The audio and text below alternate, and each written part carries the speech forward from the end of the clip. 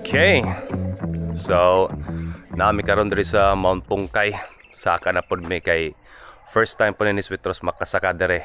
Kay maski na siya balik-balik diri sa Kabadbaran, wag ni siya kalugar og saka ning bukiran eh. So I think condition naman siguro niyang tuhod mo saka. Kaya ra der? Yeah. So nasa lay tulay gibutan diri kay bubaha siguro diri magulan. So naganda na mig electrolytes daan kay basig panington saka to sa babaw. So diri may pa-register sa may tindahan. Murag sarado pa man. Uy tao. Alright, so register. 30 pesos na ang entrance diri.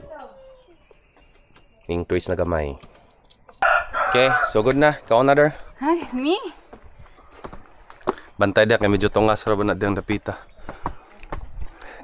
So man, hangak na? Yes. So good pa lang gani. Kaga. Hangak bitaw gini sa kaan ng bukira, guys.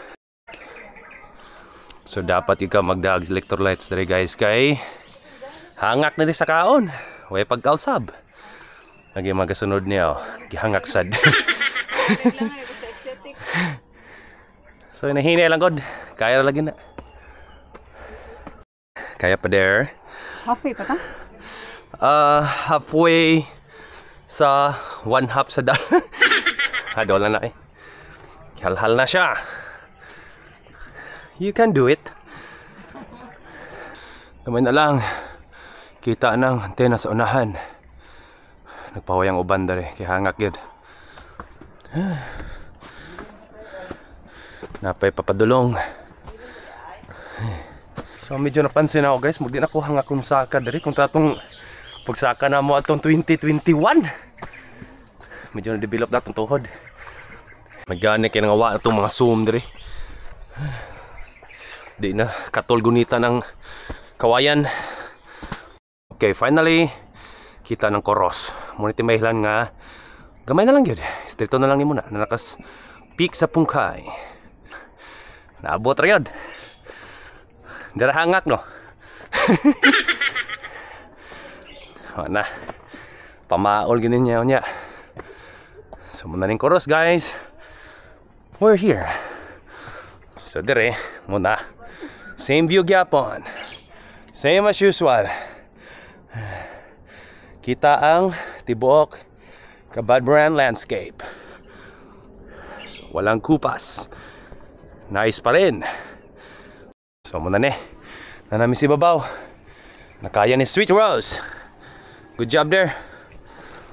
So kita ng kuan to. Ubos. Wow, nindot ang adlaw ron kay way 1. Medyo foggy ang Kabadbaran City. Magani kasi na kong walking. Hindi na siya hangak dari sa kaan. So ubay-ubay na naka. Tigtao na dari sa ibabaw. Right. Tirno mo pud sa color sa iyang ko ano. MI. Taga Mindanao Institute ka der. Mo na mong uniform maroon.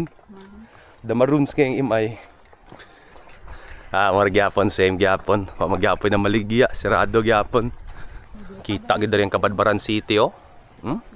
Diha, Tolosa, Kabinet. Dere, Kaasinan. Dito, Tubay. Karakan diha subos. Ang problema lang guys, kay di na ni siya patungtungan dere. Siguro kay gabok na siguro kawayan. Kaya na, ibutanan lagtabon. Dire man yung pa-picture sa una kay mura man kunuhan ni siya og bamboo view deck. Sige lang, dire pala daan indot og view oh. Oh, balen sa mi dire sa may chapel kay ang bamboo view deck dito gisiraman. Di mi kasulod. So ikaw nga makasasala sa kadire once a week maghinulsol ka. Ya chismis ka tibok semana. Wag yaw kwenta. So morning prayer shrine ni Jesus. Okay. Tapos pa si Mama Mary. Then ang hagdanan paubos. Okay. Put para asan ang tinahan eh. Sa radio tower siguro or cellular tower. Nay bago na dugang diri oh. Ang shrine ng gamay nga altar ni Santo Niño. Oh. May nadugang diri after 4 years. So maning chapel. Margwa na magig siguro gamitan ni nga chapel siguro. Kaya wala na gali mga Quranan sa sulod doon, hag-hag na siya. Pero naay kuan ni Jesus. Cross ni Jesus sa sulod.